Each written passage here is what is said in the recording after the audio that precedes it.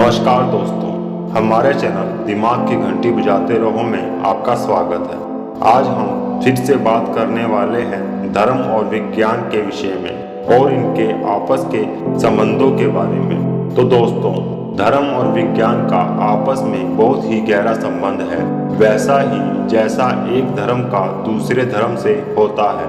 आप सब ये तो अच्छी तरह से जानते होंगे कि एक धर्म के अनुयायियों का दूसरे धर्म के अनुयायियों से हमेशा ही प्रतिरोध होता रहा है। कोई अपने धर्म को सच्चा और दृढ़ बताता है तो कोई अपने धर्म को दूसरे के धर्म से महान बताता है। ठीक वैसे ही जैसे एक व्यवसाय करने वाली कंपनी अपने ही क्षेत्र में व्यवसाय करने वाली कंपनी से अपने उत्पाद बेहतर और अच्छे बताती है और लोगों को जिस कंपनी का विज्ञापन या उत्पाद पसंद आता है, लोग उसी कंपनी का उत्पाद खरीदते हैं। यही कारण है कि कई बार लोग अपने धर्म को छोड़कर दूसरे धर्म से प्रभावित होकर अपना धर्म परिवर्तन कर लेते हैं। इसी तरह विज्ञान भी करता है।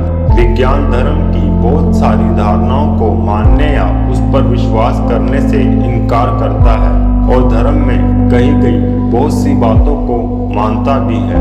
तो दोस्तों, बहुत से ऐसे विषय हैं जिसमें धर्म और विज्ञान एक मत होते हैं। जैसे कि धर्म कहता है कि ये सारा ब्रह्मांड एक पदार्थ से ही बना है और ईश्वर ने इसे बनाया है। तो विज्ञान इस ब्रह्मांड का एक अणु से बनने की बात तो मानता है, परंतु ईश्वर के द्वारा इस ब्रह्मांड की रचना करने की बात से इनकार करता है।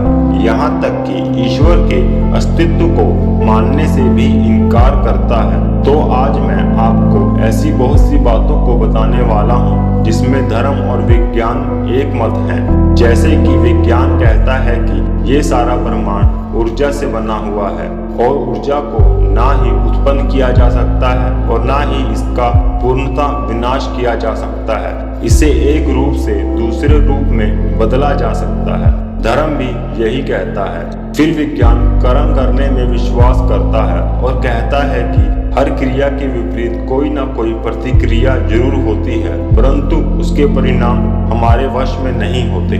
जैसे कि विज्ञान द्वारा किए गए कोई भी शोध या आविष्कार को करते समय विज्ञान उसमें सफल होगा या नहीं ये पता नहीं चलता है। हाँ, उसके द्वारा किए गए शोध का कोई ना कोई परिणाम अवश्य ही निकलता है और उन परिणामों का अध्ययन करके विज्ञान एक दिन सफलता प्राप्त कर ही लेता है। इसीलिए विज्ञान कर्म करने को कहता है, बिना ये सोचे कि उसका परिणाम क्या होगा। अंत में कोई ना कोई परिणाम तो निकलना ही है। ठीक इसी प्रकार धर्म कर्म के परिणामों की चिंता किए बिना कर्म करने को कहता है, क्योंकि परिणाम तो शुरू से हमारे हाथ में है ही नहीं, लेकिन एक दिन आप सफल तो हो ही जाएंगे। फिर धर्म कहता है कि हमें स्वयं को और अपने आसपास के वातावरण को स्वच्छ रखना चाहिए। विज्ञान का भी इसमें यही मत है। धर्म ये भी कहता है कि हमें अपने संसाधनों का अपनी आवश्यकता के अनुसार ही उसका उपयोग करना चाहिए। विज्ञान भी यही कहता है। फिर धर्म ये कहता है कि हमें रोज सुबह उठकर ध्यान, योग आदि करना चाहिए, जिससे कि हमारे शरीर में सकारात्मक ऊर्जा का विस्तार हो सके और हम स्वस्थ रहें। विज्ञान भी यही कहता है। फिर विज्ञान कहता है कि एक दिन इस ब्रह्मांड में उत्पन्न हर वस्तु का विनाश हो जाएगा।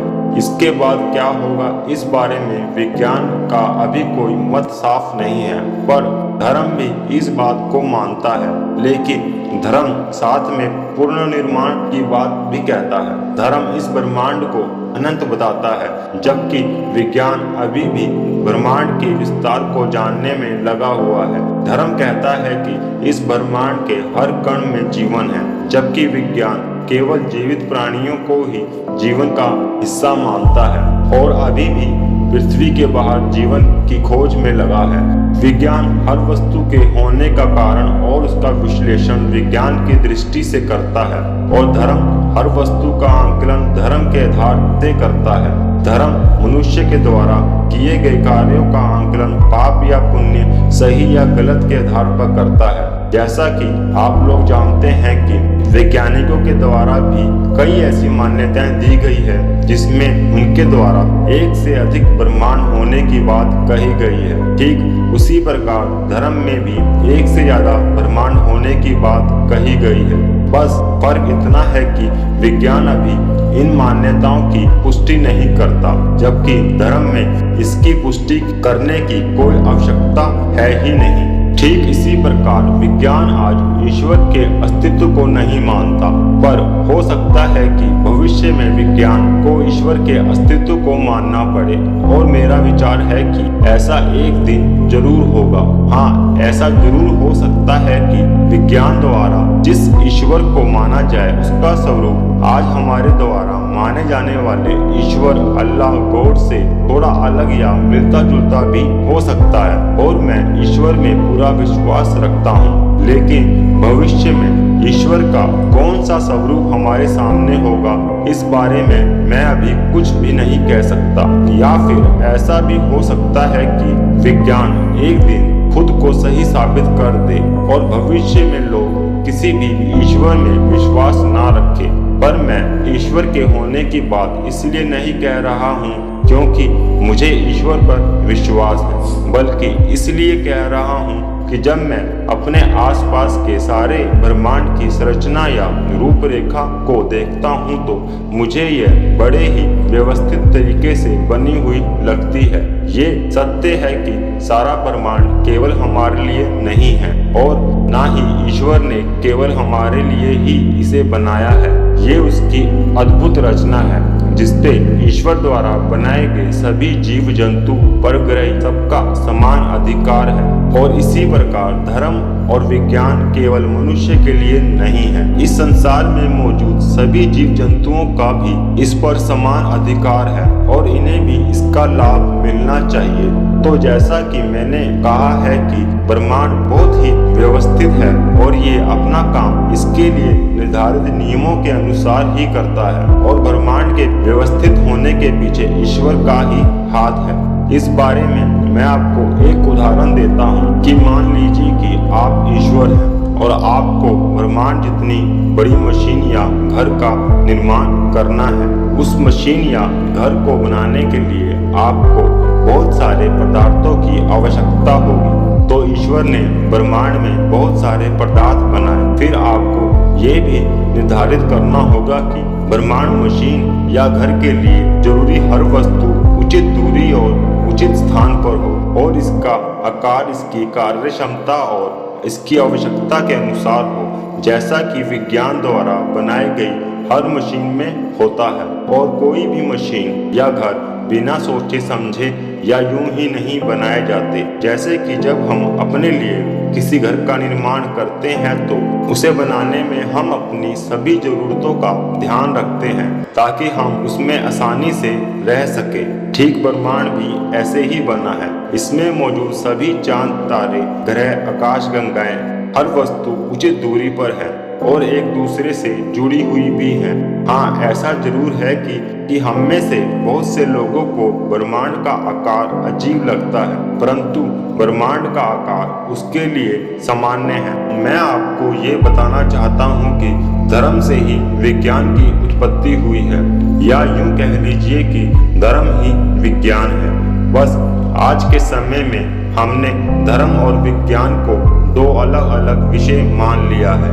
पर दोस्तों, आज मैं आपको यह भी बताना चाहूँगा कि धर्म के जिस स्वरूप को हम आज जानते हैं वो सभी धर्म ईश्वर ने नहीं बनाए, बल्कि ये सभी धर्म मनुष्य के द्वारा ही लिखे गए हैं और इसके नियम भी मनुष्य ने स्वयं ही बनाए हैं और आधुनिक विज्ञान भी मनुष्य ने ही बनाया है। तो इसलिए यदि हम ईश्वर को जानना चाहते हैं तो पहले हमें स्वयं को जानना पड़ेगा। बस हमें धर्म और विज्ञान में से उन सभी मान्यताओं को बाहर निकालना होगा जो ईश्वर को जानने की राह में हमारी बाधाएं हैं। तो दोस्तों, आज की इस वीडियो में बस इतना ही।